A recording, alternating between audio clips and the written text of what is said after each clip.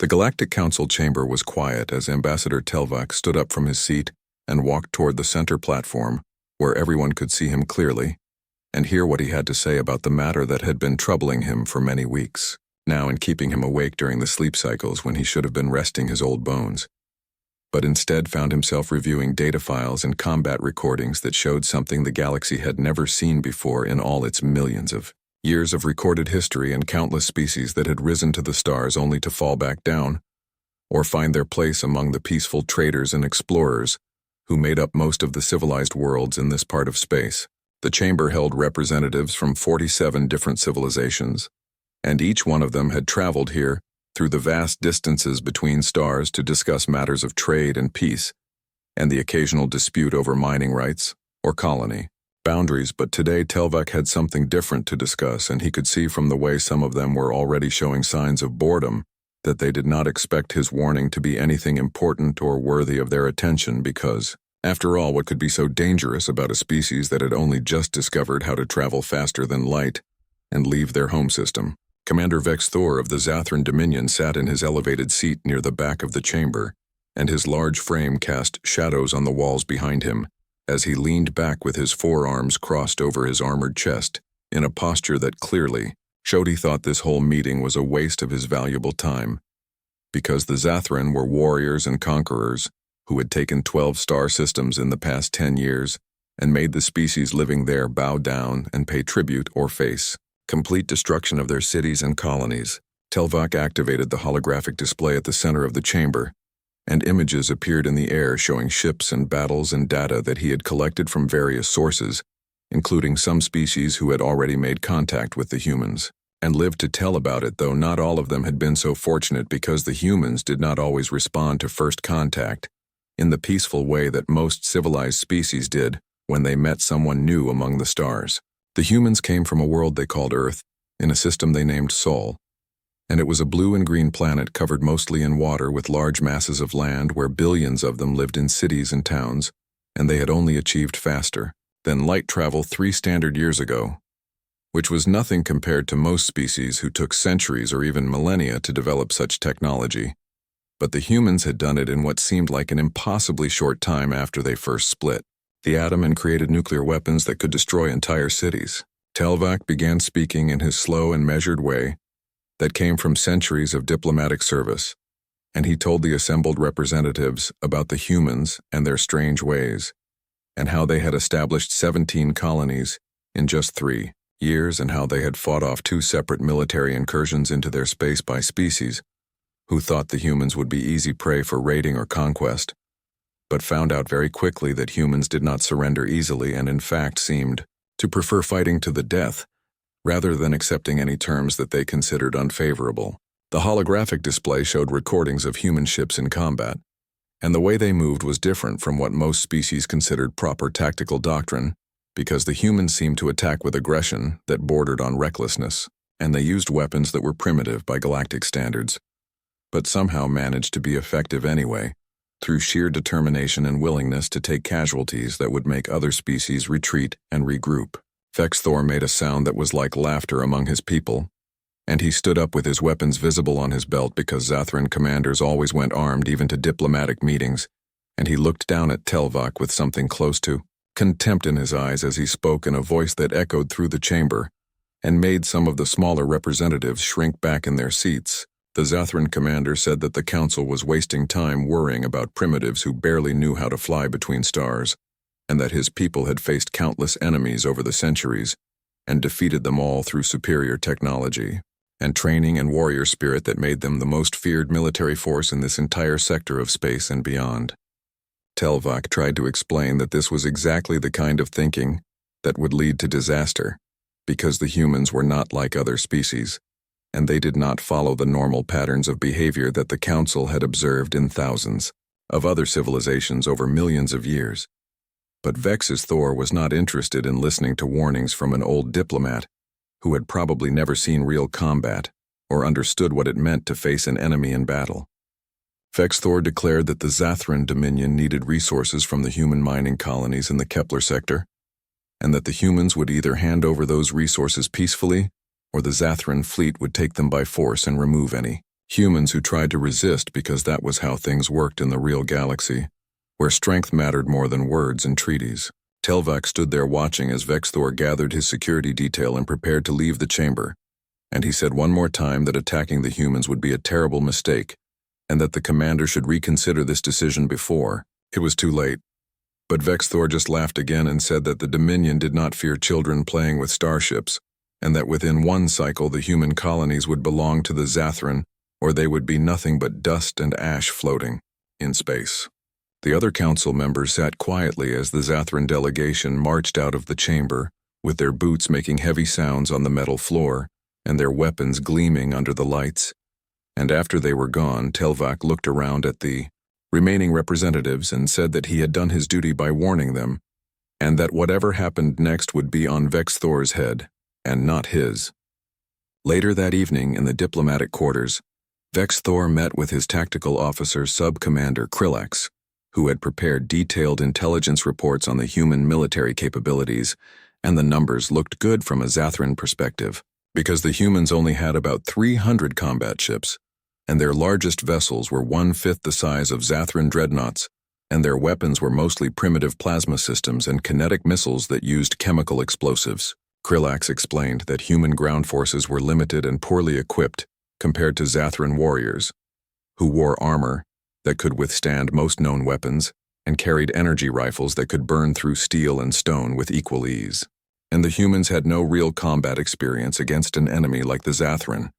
who had perfected the art of warfare over thousands of years. Vexthor felt satisfied with this information, and he ordered Krillax to assemble Battle Group Talon, which consisted of 37 warships, including 5 dreadnoughts, and multiple carriers and destroyers and support vessels that would be more than enough to overwhelm any defense the humans could mount at their little mining colony. The plan was simple and direct, like all good military plans, and it involved jumping into the Kepler system with the entire battle group and giving the humans 2 cycles to evacuate their colonists before the Zathran opened fire and destroyed everything on the surface and in orbit until nothing remained but a clear message that the Dominion took what it wanted and destroyed anyone who stood in the way. Vexthor looked at the star charts showing the route to human space, and he felt the familiar excitement that came before battle, and the certainty that comes from knowing you have superior force and better weapons and more experience than your enemy, and he told Krillax to prepare the fleet for immediate departure, because there was no point in waiting when victory was already assured. Captain Ryan Clark stood on the bridge of the UNS Defiance looking out at the viewport, where the planet Kepler 442b slowly rotated below them with its blue oceans and brown continents that reminded him so much of Earth, and he thought about his sister Claire, who lived down there in the colony with her 2 children, working as a medical officer in one of the underground facilities that the colonists had built to protect themselves from the harsh radiation that sometimes came from the system star. The colony had been established 18 months ago, and now 40,000 people called this place home. And they had built farms and factories and schools and everything else that humans needed to make a life for themselves on a new world far from the crowded cities of Earth where Ryan had grown up, dreaming about the stars and never imagining that one day he would be responsible for protecting an entire world full of people who trusted him to keep them safe. Lieutenant Commander Patricia Grant sat at the tactical station monitoring the sensors that reached out across the star system, looking for any ships or objects that might pose a threat to the colony. And she had been doing this job for 6 hours straight because her relief officer was sick in the medical bay with some kind of flu that was going around the ship and making half the crew miserable.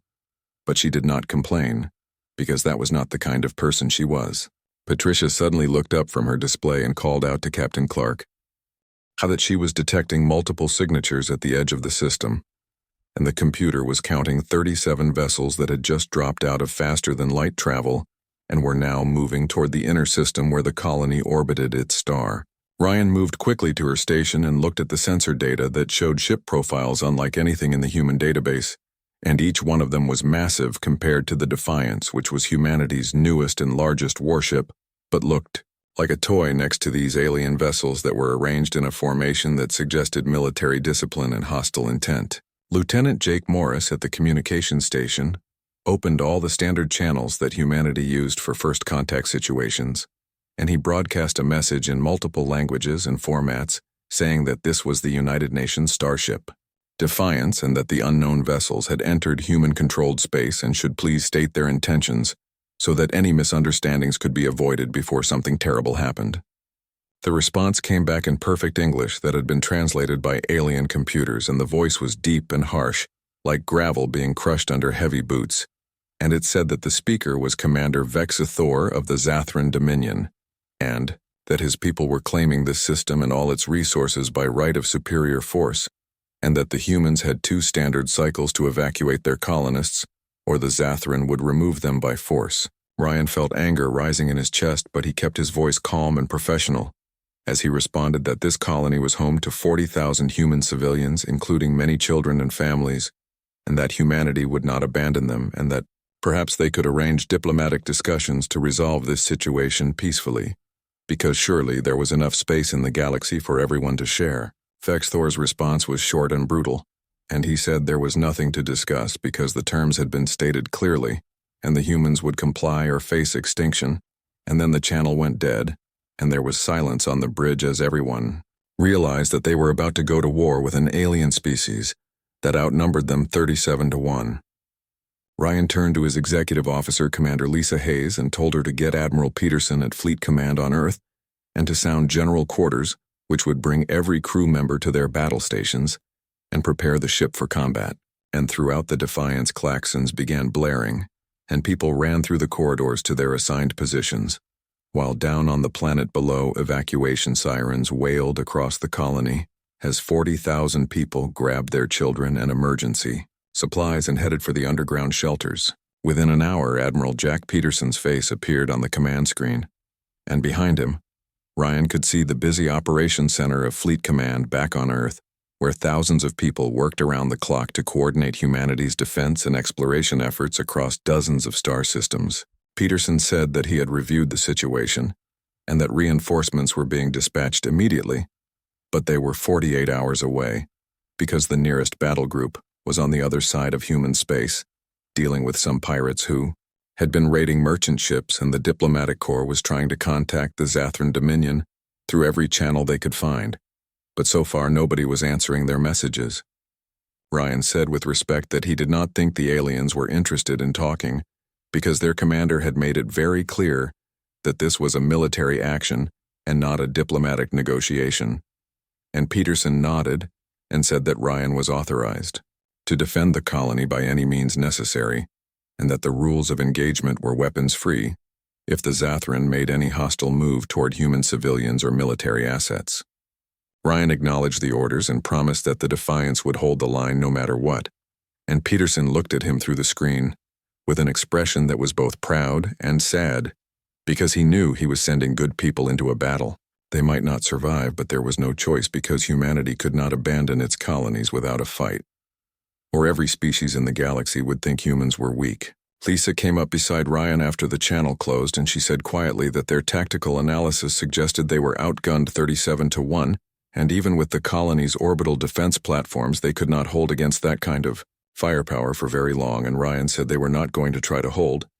but instead they would make the aliens pay for every inch of space and buy time for the civilians to get deep underground, where they might survive an orbital bombardment. The next 2 cycles passed intense preparation, as the colony emptied its streets and buildings and 40,000 people crowded into reinforced bunkers that had been designed to withstand meteor strikes and solar radiation. But nobody knew if they would hold up against alien plasma weapons that could burn through solid rock. The Defiance positioned itself directly between the Zathran fleet and the planet, with all its weapons armed and its shields running at maximum power, and the crew checked and rechecked their equipment because they knew that when the fighting started, there would be no time for mistakes or second chances. When the deadline expired, Vexthor appeared again on the view screen, and he looked pleased with himself as he told Ryan that the human time had elapsed, and this was the final opportunity to withdraw and save their ship and crew from certain destruction.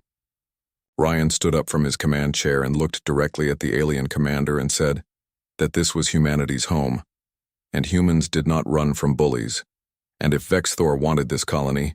he would have to go through the Defiance and every person on board who was ready to die protecting their families and friends down on the planet below. Vexthor's expression changed slightly, as if he had not expected such defiance from a species so new to space travel. And he said that Ryan's courage was admirable, But courage could not stop plasma cannons. And then he made a gesture, and the channel closed and the bridge of the Defiance went silent as everyone waited for what would come next. Patricia called out that she was detecting multiple energy spikes from the enemy fleet, and that they were charging their weapons and preparing to fire, and Ryan gripped the arms of his command chair and told everyone to brace for impact, and ordered the helmsman to execute attack pattern Delta, which would bring them close to the enemy formation, while the weapons officer targeted the Zathran command ship, because if they were going to die, they would make sure the aliens remembered this day. The space around Kepler 442b erupted into chaos as brilliant lances of plasma streaked across the void toward the Defiance, and the bridge crew watched their screens as the enemy weapons closed the distance at speeds that would have been impossible to track with human eyes, but the ship's computers calculated trajectories and projected impact points, and gave the helmsman just enough warning to throw the ship into a hard roll that sent coffee cups and data pads flying across the bridge. Ryan held onto his chair as the ship twisted through space, and 3 of the plasma bolts connected with the shields, which lit up like a sun for a brief moment, before the energy dissipated, and Lisa called out that shields were down to 72%.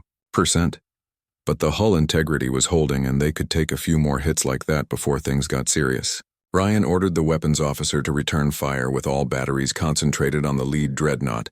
and the Defiance's railguns spun up with a sound that vibrated through the entire ship as they hurled tungsten slugs at a fraction of light. Speed and the missile tubes opened and launched a swarm of ship killers that streaked toward the Zathran command vessel.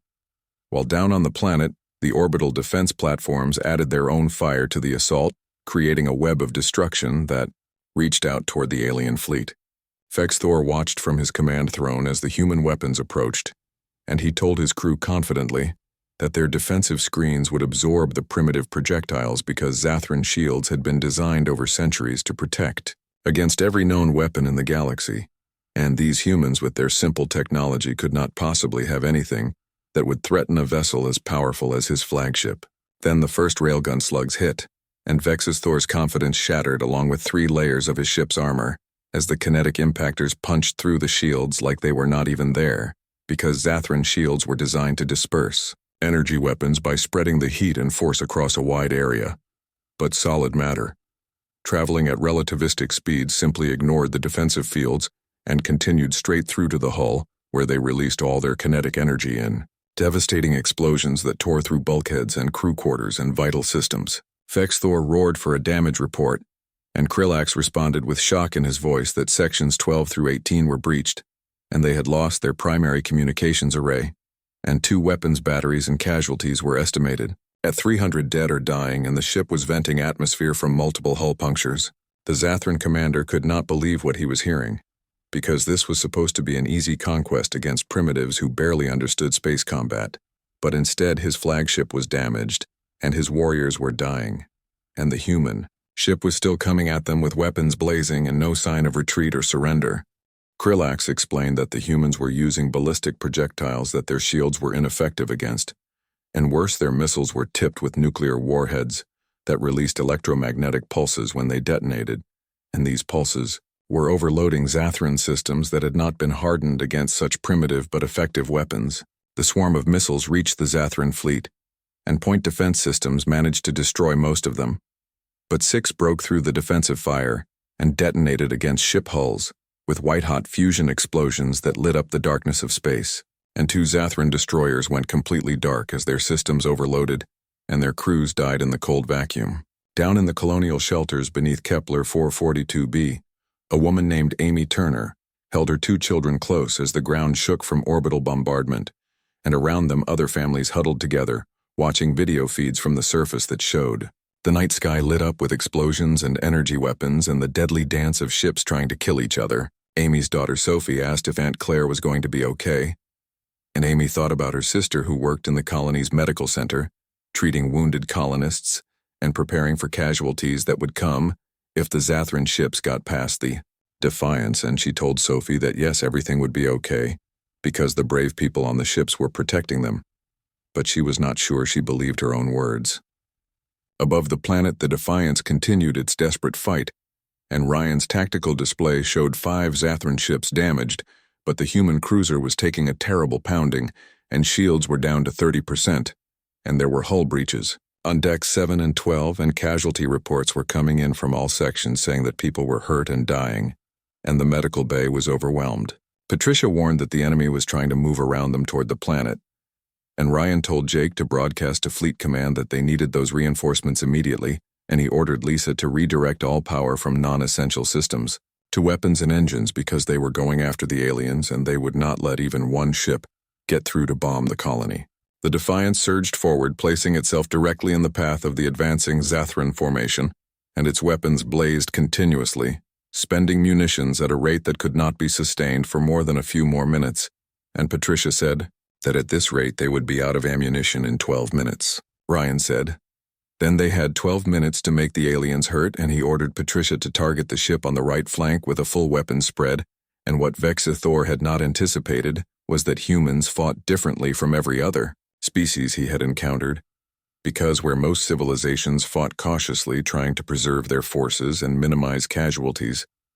the humans fought with barely controlled aggression that seemed almost suicidal. The Defiance was not trying to survive this battle, but instead it was trying to inflict maximum damage before it died, and take as many enemy ships with it as possible, because that was how humans fought when their families were threatened. And Ryan had grown up studying the naval battles of Earth's history, where captains had rammed their ships into enemy vessels, or fought until their guns ran dry and their decks ran red with blood. Krillax reported that the human vessel was on a collision course with the carrier Talon's Pride, and Vexthor said they must be bluffing, because no species would sacrifice a capital ship just to destroy one carrier, but Krillax said the humans were not deviating, and their actions suggested they were completely serious about ramming. Vexthor watched the tactical display as the badly damaged human ship kept coming, and it was trailing atmosphere and debris, and entire sections were dark, but its weapons never stopped firing, and he ordered all ships to concentrate fire on the human vessel and destroy it immediately before it could reach the carrier. Every Zathran gun that could bear on the Defiance opened up,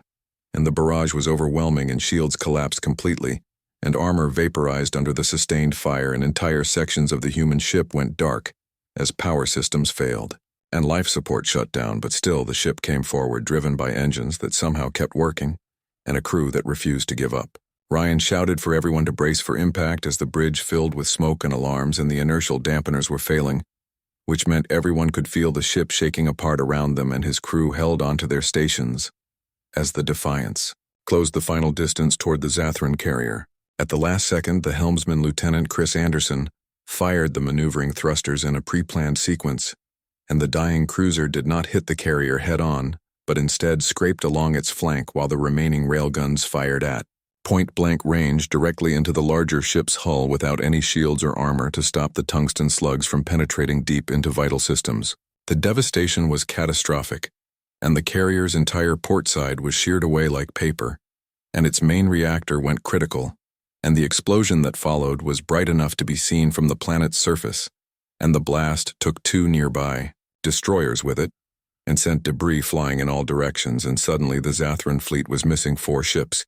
and their commander was realizing that he had made a terrible mistake. Admiral Jack Peterson stood in the command center of the UNS Vengeance, which was humanity's first true battleship, and around him 42 warships dropped out of faster-than-light travel at the edge of the Kepler system and filled the space, with their presence like a swarm of angry hornets ready to defend their nest. And Peterson had pushed his fleet to the limits of their engines to get here as fast as possible after receiving Ryan Clark's desperate call for help. The sensors officer reported that life signs were detected on the Defiance, and that the ship was adrift but still intact, with approximately 60% of the crew surviving the brutal battle, and Peterson allowed himself a moment of relief, because Ryan was a good officer and a good man, and losing him would have been a terrible blow to the fleet and to Peterson personally, because they had served together years ago when humanity was just beginning to explore beyond the solar system. Peterson asked about the colony, and was told that orbital bombardment damage was minimal, because the Zathran fleet had pulled back after the Defiance's ramming action, and they were now maintaining position at high orbit, probably trying to figure out what had just happened, and whether they should continue the attack or cut their losses and retreat. Peterson ordered his communications officer to open a channel to the Zathran commander, and Vexthor's image appeared on the screen looking shaken, and his confidence from days ago was completely gone, replaced by the expression of someone who had just realized they had made a catastrophic error in judgment. Peterson introduced himself as Admiral Jack Peterson of the United Nations Space Force and said that the Zathran had attacked a human colony and killed human people, and now they would withdraw from this system immediately or face the consequences of their actions, and his voice was cold and hard like steel that had been forged in fire and tempered in ice. Vexthor said carefully that they had underestimated humanity's capacity for violence, but the humans were still outnumbered, because the Zathran had 32 ships remaining while Peterson only had 42, and Zathran vessels were individually more powerful, which meant further conflict would be costly for both sides, and perhaps they could reach some kind of agreement. Peterson said that yes, it would be costly, but only for the Zathran, and then he explained something about humans that Vexthor needed to understand, which was that humanity had been fighting itself for 5,000 years and had developed countless tactics and strategies and weapons designed for one purpose, which was killing the enemy, more efficiently than the enemy could kill them. Peterson continued that Vexithor had thought humans were primitives playing with starships, but he was wrong because humans understood violence in ways that most peaceful species could never comprehend, because humanity had nearly destroyed itself, dozens of times with wars and weapons of mass destruction, and the only reason Earth still existed was because humans had finally learned to direct that violence outward toward anyone who threatened their survival. Peterson nodded to his tactical officer, and every human ship in the fleet locked weapons on a Zathran counterpart, and the targeting data was transmitted openly, so the aliens could see exactly what was about to happen if they did not leave immediately. Peterson explained that humans did not have fancy energy shields or plasma cannons, but what they did have was Newton's laws of motion and a lot of mass. They could accelerate to very high speeds, and they had fusion bombs that could crack planets, and railguns that could punch through solid rock, and most importantly, they had 4,000 scared and angry spacers who had just watched the Zathran try to kill their families. Vexthor protested that this was madness, and asked if Peterson would really sacrifice half his fleet for revenge, and Peterson corrected him and said it was not revenge but protection. And there was a difference because the Zathran had come to take what belonged to humanity and to frighten them into submission. Peterson leaned forward and said that Vexthor did not understand the most important thing about humanity, which was that humans were terrified of extinction because it was their deepest fear, and when someone threatened their survival, humans did not calculate odds or consider costs, but instead fought until either the threat was gone or they were all dead. Peterson gave Vexithor 1 hour to leave the system and said that if any Zathran ships were still present when time expired, the human fleet would destroy every single one of them, and then humanity would follow the survivors home and show the Zathran Dominion what happened when someone ignored the Galactic Council's warnings about humans. The channel closed, and on the Zathran command ship, Vexithor stared at the tactical display, showing the human fleet arrayed against him, and his military training told him the humans must be bluffing, because no species would willingly accept 50% casualties just for one colony. But then Vexthor thought about the Defiance and how it had kept fighting even as it was dying, and how it had deliberately rammed the carrier Talon's pride. And he remembered the look in Admiral Peterson's eyes, which was the look of someone who had made peace with death and was ready to take his enemies with him. Vexthor turned to Krillax and told him quietly to prepare the fleet to withdraw, and Krillax asked if he was certain, because the Dominion would view this as a humiliation, and their leaders would be angry that a commander had retreated from primitives. Vexithor said that humiliation was better than extinction, and he had seen enough of human warfare to know they would do exactly what they promised, and the Zathran military might be powerful, but they could not afford to lose 32 warships and thousands of trained warriors just to prove a point about who was stronger. 53 minutes later, the Zathran fleet jumped to faster-than-light travel and left the Kepler system behind, and on the Vengeance Bridge, Peterson watched them go and allowed himself to breathe normally for the first time since arriving. Lieutenant Kate Sanders at Communications turned to Peterson and said they were receiving a transmission from Ambassador Telvak of the Galactic Council, and Peterson told her to put him through, and the elderly alien's face appeared on screen with an expression that mixed relief and concern. Telvak said that the Council had been monitoring the situation and wished to formally commend humanity's defense of its territory, while also expressing concern about the aggressive nature of human tactics and the willingness to threaten total warfare over a single colony. Peterson said with respect that humans had not started this fight, but they had finished it, and Telvac replied that this was precisely what concerned the Council, because they had warned the Zathran about engaging with humanity, but the Zathran chose not to listen. Telvac explained that word of this encounter would spread throughout the galaxy, and some species would see humanity as a civilization to be respected and left alone, while others would see humans as a threat that must be eliminated before they grew stronger. Peterson considered this and said that anyone who wanted to test humanity was welcome to try, and they would learn the same lesson the Zathran learned, which was that humans did not look for fights, but they did not run from them either. Telvac said he hoped it would not come to more violence and congratulated Peterson on his victory, and added that he suspected this would not be the last time they spoke, because humanity had just announced its presence to the galaxy in a way that could not be ignored. After the channel closed, Peterson looked out at the stars and thought about what Telvac had said, and he knew the ambassador was right because humanity had crossed a line today and shown the galaxy what humans were capable of when threatened. Peterson ordered his fleet to begin recovery operations for the Defiance and its crew, and to establish a permanent defensive presence in the Kepler system, because he had a feeling that more aliens would come to test humanity's resolve. And when they did, the United Nations Space Force would be ready to teach them the same lesson they had taught the Zathran. 3 months after the Battle of Kepler 442b, Ambassador Telvac stood before the Galactic Council once more,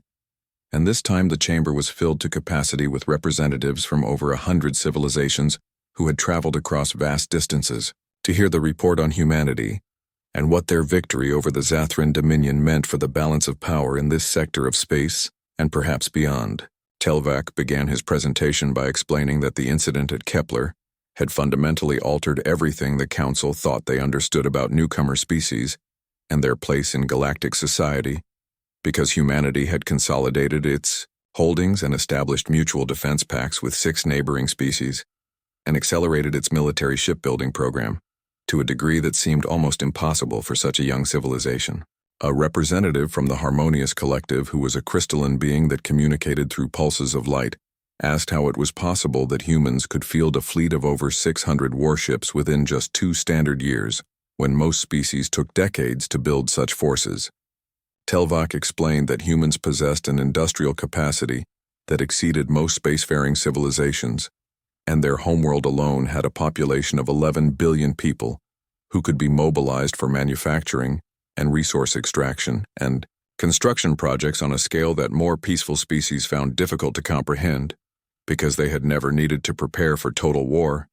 the way humans seemed to do almost instinctively. The representative from the Merchant Federation spoke up and said that the technology exchange between humans and other species troubled them because humanity was acquiring knowledge at an unprecedented rate and learning things that had taken other civilizations centuries to develop. Telvac agreed and said that humans asked questions constantly and experimented without fear of failure, and viewed every setback as a learning opportunity rather than a humiliation. And in just 3 years of spaceflight, they had made advances in weapons technology and defensive systems and ship design that most species took decades to achieve. Vexithor, who had been summoned to testify before the council, stood and spoke with a subdued tone that was very different from his confident declarations 3 months ago, when he had dismissed Telvac's warnings and declared that the Zathran Dominion would teach the humans their place in the galactic order. The Zathran commander admitted that he had engaged the humans believing them to be inferior, and that he had been completely wrong because humans did not fight like any species he had encountered in his long military career, and they did not fear death the way most civilized beings did. Vexthor explained that humans embraced risk and innovated in the middle of combat, and never gave up even when facing certain defeat, and that their willingness to sacrifice themselves for their colonies and families was something the Zathran military had no doctrine to counter, because all Zathran tactics assumed that eventually the enemy would surrender when losses became too heavy. A council member asked what the Dominion's current stance toward humanity was, and Vexithor said quietly that they had signed a non-aggression pact and were in preliminary trade negotiations because the Dominion acknowledged that further conflict with humanity would be unwise and costly, and would likely result in the destruction of both civilizations. Murmurs spread through the chamber, because the Zathran Dominion, which had terrorized this sector for decades and conquered 12 star systems, was now making peace with a species that had been in space for barely 3 years, and this told everyone present that something fundamental had changed in the way the galaxy worked. Telvac continued his report by saying that he had extensive discussions with human leadership, including Secretary General Daniel Rivera and Admiral Jack Peterson and various diplomats and military commanders, and he had learned that humans were not interested in conquest or empire building, but were primarily concerned with securing their borders and protecting their colonies from any perceived threats. Telvac added that humans would respond with overwhelming force to any aggression, and they had made this abundantly clear in both their words and their actions, and that the galaxy needed to understand that humanity operated under a different set of assumptions than most civilized species, because their history was filled with wars and conflicts that had shaped their entire culture. Someone asked if humanity was a threat to galactic peace, and Telvac paused before answering that this depended entirely on how other species treated them, because humanity was at a crossroads where they could become partners and allies trading and cooperating as equals, or they could become the galaxy's newest military superpower, forged by the fear that every species they met wanted to destroy them. Telvac said that he advocated for warning the Zathran about humanity, because he believed conflict could be avoided, but he was only partially successful, and now he advocated for a different approach, which was engagement and integration, because humanity should be invited to join the Galactic Council as provisional members with a voice in galactic affairs. The chamber erupted into debate with some representatives supporting the proposal enthusiastically,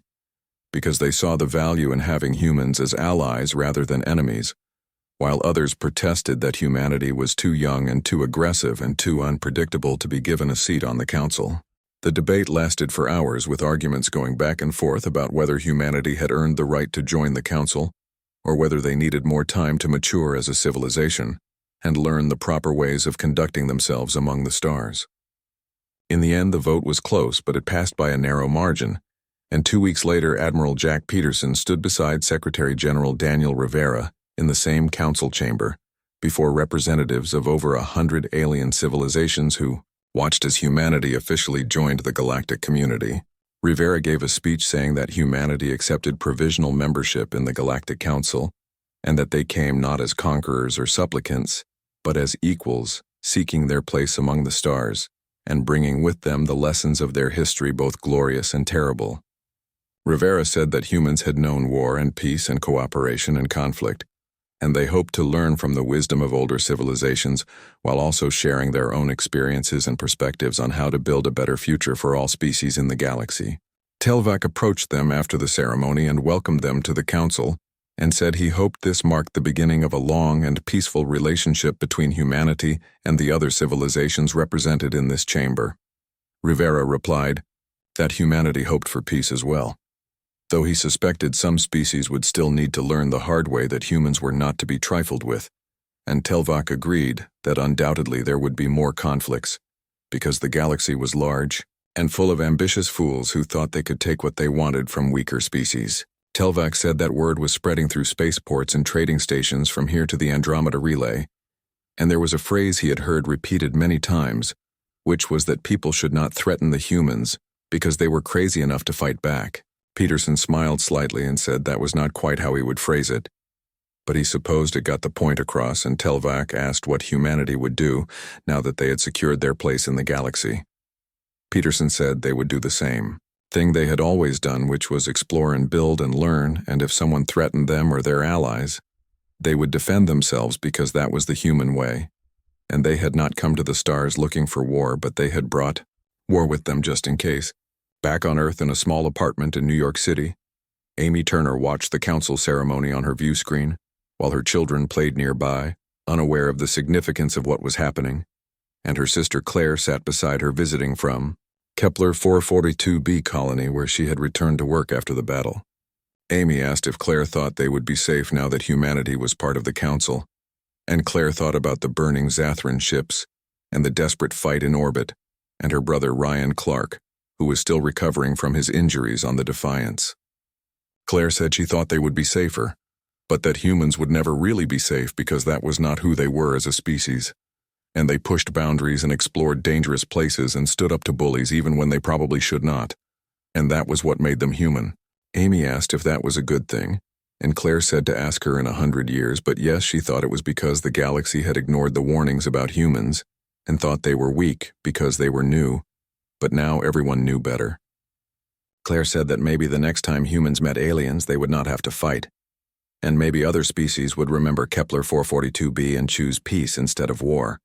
And Amy looked at her children thinking about the future they would inherit, among the stars with alien friends and potentially alien enemies. In the depths of space, dozens of alien civilizations received the reports from Kepler 442b, and some saw opportunity for trade, while others saw potential for cultural exchange, but there were also those who saw a threat that needed to be eliminated before it grew too strong.